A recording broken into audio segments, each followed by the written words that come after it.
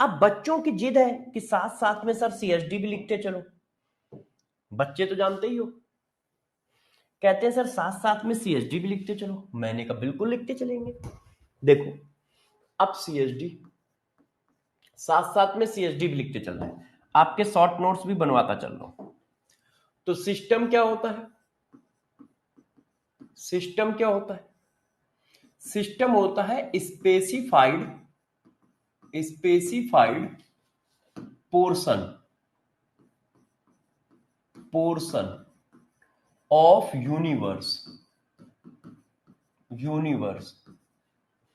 ठीक है, specified portion of universe which undergo investigation. Measurement लिख देता हूं, इन्वेस्टिगेशन से ज्यादा अच्छा टर्म है, या इन्वेस्टिगेशन ही लिख दूं, मेजरमेंट लिखता हूं, विच undergo measurement. Oh sorry,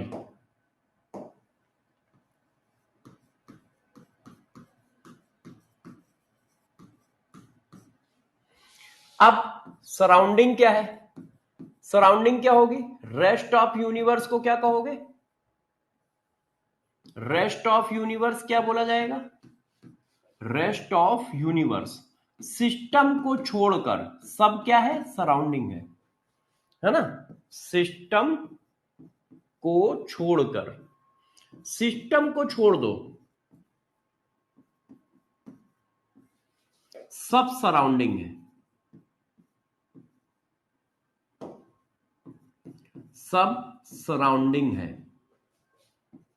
system को छोड़कर सब सराउंडिंग है। अब बाउंड्री क्या है? बाउंड्री क्या है? देखो तो बाउंड्री क्या है? Boundary separate system and surrounding. Boundary क्या करता है? सिस्टम और सराउंडिंग को सेपरेट करता है।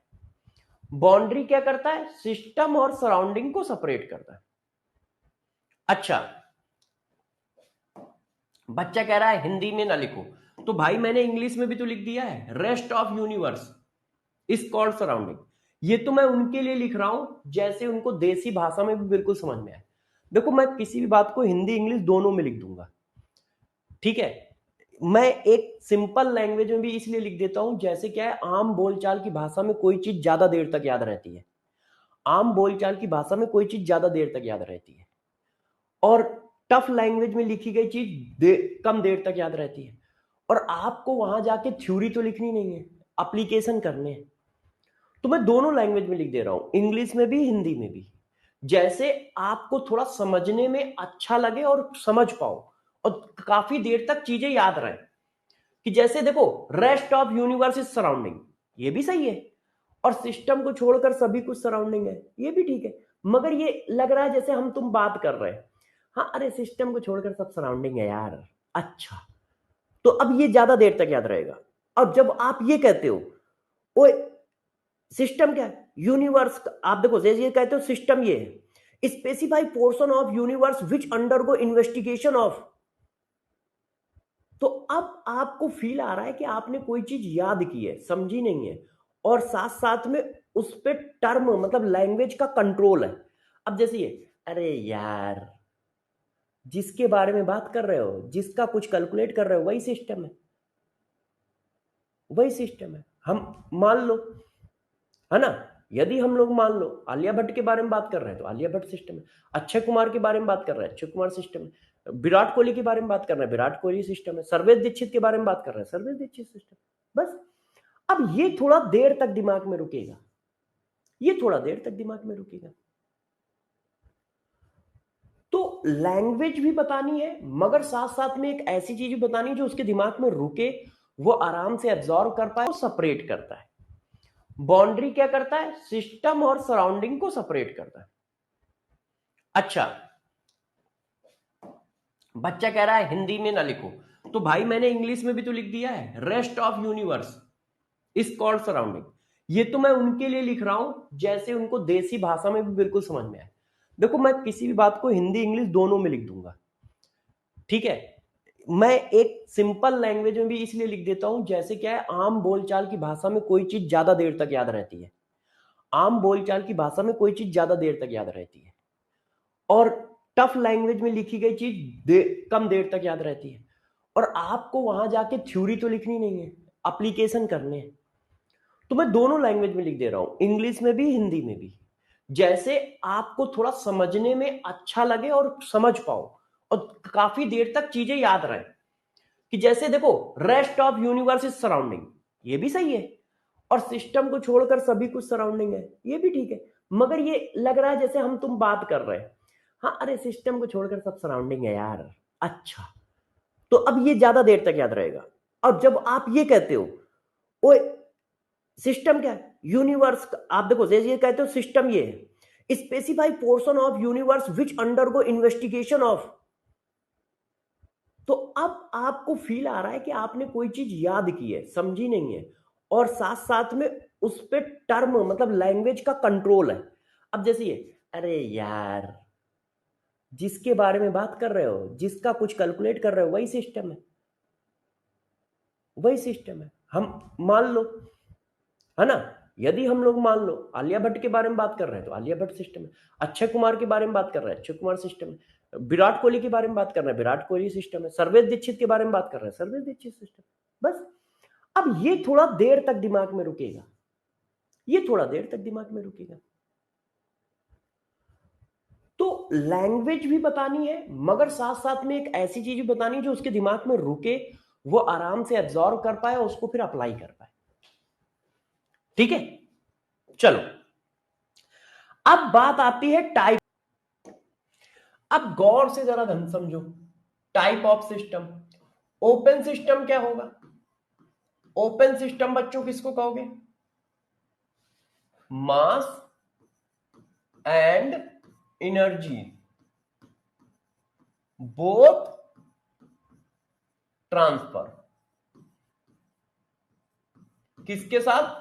With surrounding, with surrounding.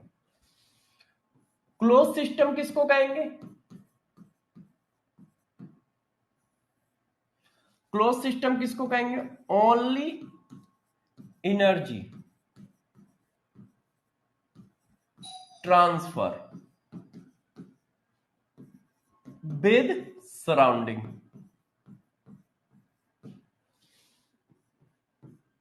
Isolated किसको कहेंगे?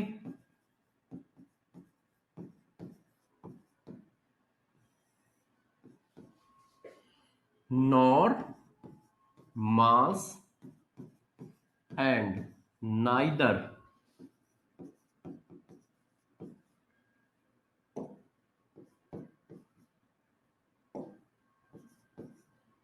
Energy transfer with surrounding. ना तो एनर्जी ट्रांसफर हो रही है, ना एनर्जी ट्रांसफर हो रही है, और ना बच्चों मास ट्रांसफर हो रहा है। ना एनर्जी ट्रांसफर हो रही है, ना मास ट्रांसफर हो रहा है सराउंडिंग के साथ, तो आइसोलेट। इनऑर्गेनिक का सीएचडी दे देता हूं क्योंकि ये रिएक्शन आ गई है। गौर से समझना बच्चों, देखो अमोनिया हमारा क्या है? बेस है, दुनिया जानती है। अमोनिया क्या है? बेस। कैसा बेस है? वीक बेस है। इसमें कोई शक है किसी को? इसमें कोई शक है कि अमोनिया जो है हमारा वीक बेस है? इसमें कोई शक है किसी को? नहीं। अच्छा, अमोनिया ने प्रोटॉन एक्सेप्ट कर लिया तो ये क्या हो जाता है? Ammonium ion. इसको क्या बोलते हैं? Ammonium ion. क्लियर है? क्लियर है? हाँ। अब गौर से देखो, ये वीक बेस है तो ये इसका हुआ कॉन्जुगेट एसिड। ये इसका क्या हुआ? Conjugate acid. बताओ, प्रोटॉन एक्सेप्ट करने के बाद क्या बनेगा? Conjugate acid. प्रोटॉन डोनेट करने के बाद क्या बनता है? Conjugate base. तो अमोनिया ने प्रोटॉन एक्सेप्ट किया, बना कॉन्जुगेट क्या बना? Conjugate acid. अब गौर से देखो, अब आपका आ गया CH3।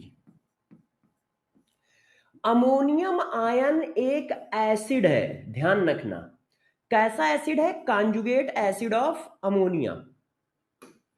अमोनियम आयन एक एसिड है, और इसमें बच्चों जब भी आप बेस डाल दोगे, अमोनियम आयन एक एसिड है और इसमें जैसे ही आप बेस डालोगे ऑलवेज एसिड बेस रिएक्शन होगी।